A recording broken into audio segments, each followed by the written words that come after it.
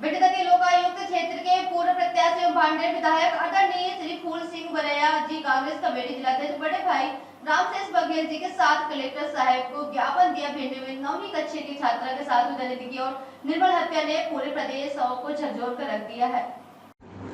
यह घटना केवल एक परिवार की पीड़ा नहीं बल्कि समाज की संवेदनाओं और कानून व्यवस्था पर गंभीर सवाल है। आज पीड़ित परिवार न्याय की मांग को लेकर सड़क पर है। अभी देर रात ग्रामीण आंदोलन निरत और भीम आर्मी व आजाद समाज पार्टी काशीराम के साथी धरने पर बैठकर न्याय की उम्मीद कर रहे हैं। डॉक्टर मोहन सरकार को यह समझना होगा कि जनता केवल आश्वासन नहीं बल्कि निष्पक्ष और पारदर्शी न्याय चाहती है।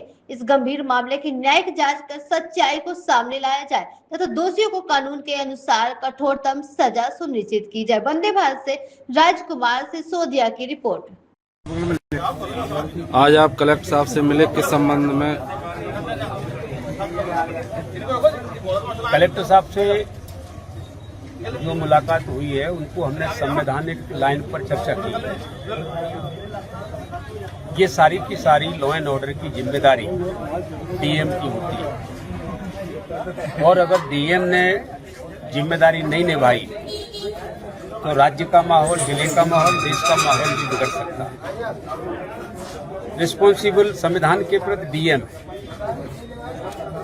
तो हमने ये कहा है कि ये इतनी बड़ी त्रासदी हुई है। सबसे पहले थाना प्रभारी मो और चौकी प्रभारी झांकरी, इनके ऊपर केस लगा करके सस्पेंड करना चाहिए। सिर्फ सस्पेंड नहीं, केस लगा करके कि ये जो इतनी बड़ी त्रासदी का कोई रिस्पॉन्सिबल है तो थाना प्रभारी मो और चौकी प्रभारी झांकरी, इनको तत्काल अगर सस्पेंड आरोप लगा के करते हैं कि ये सारी की सारी जिम्मेदारी जो इतना बड़ा त्रासदी हुई है, इतना बड़ा कांड हुआ है, इसकी जिम्मेदारी इनकी है और इनके ऊपर अदालत में केस चले और इतनी बड़ी त्रासदी की इनको सजा हो, ये हमने कहा।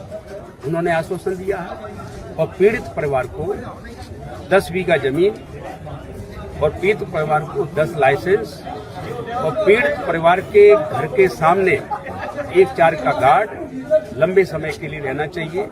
इसके साथ साथ तमाम चीजें जो कानून के दायरे में आती है वो पीड़ित परिवार को मुहैया कराएंगे। इनके ऊपर उन्होंने आश्वासन दिया। हमने यही कहा कि ये टाला टोली नहीं, कभी कभी क्या होता है कि नहीं ये एसपी का काम है, ये फलाने का काम है। नहीं, संविधान ने सिर्फ काम दिया है डीएम के लिए। डीएम के अलावा किसी का काम नहीं।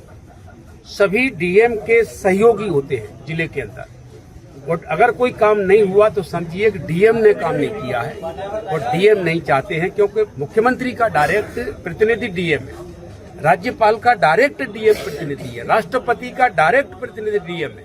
अगर कोई काम नहीं हुआ तो समझिए डीएम ने काम नहीं किया। तो ये हमने कहा, उनके सामने ही कहा और हमने फिर भी कह रहे हैं कि ये पीड़ित परिवार के साथ जो राज्य का नारा है, देश का भी नारा है, बेटी बचाओ बेटी पढ़ाओ, ये माफिया लोगों ने, गुंडे लोगों ने जमीन में गाड़ दिया।